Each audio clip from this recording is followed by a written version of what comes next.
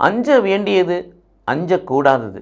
இது இயேசு கிறிஸ்துவுக்குள் பிரியமான என் சகோதர சகோதரிகளே, இந்த நிமிட நட்சத்திரக்கு இயேசுவின் நாமத்தில் நான் உங்களை அன்போடு அழைக்கிறேன். அஞ்ச வேண்டியது, அஞ்சக்கூடாது. யாருக்கு நாம் அஞ்ச வேண்டும்? கடவுளுக்கு அஞ்ச வேண்டும்.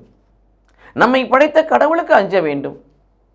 உலகத்துக்கு அல்ல, உலகத்தின் காரியங்களுக்கு அல்ல, தீமைகளுக்கு அல்ல, அந்தகாரத்துக்கு அல்ல, இருளுக்கு அல்ல, நம்ம எதிர்கொள்கின்ற எந்த ஒரு சவாலுக்கும் அல்ல.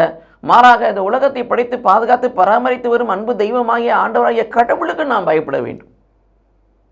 ஆகவே தான் மத்தேயு 10:28 சொல்லுவார், உடலையும் ஆன்மாவையும் நரகத்தில் அழிக்க வல்லவரான கடவுளுக்கு நீங்கள் அஞ்சுங்கள் சொல்லுவார். யாருக்கு அஞ்சக்கூடாது?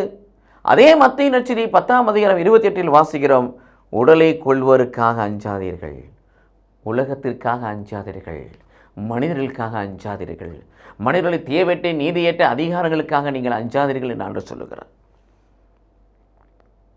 நமக்குள் யாருக்கு அஞ்ச வேண்டுமோ அவர்களுக்கு அஞ்சக்கூடியவர்களாய், எதற்கு அஞ்சக்கூடாதோ அதற்கு அஞ்சக்கூடாதவர்களாய் இருக்க வேண்டும் என்று சொன்னால் நாம் இந்த உலகத்திலே தெய்வ பயம் உள்ளவர்களாய் வாழ்வோம்.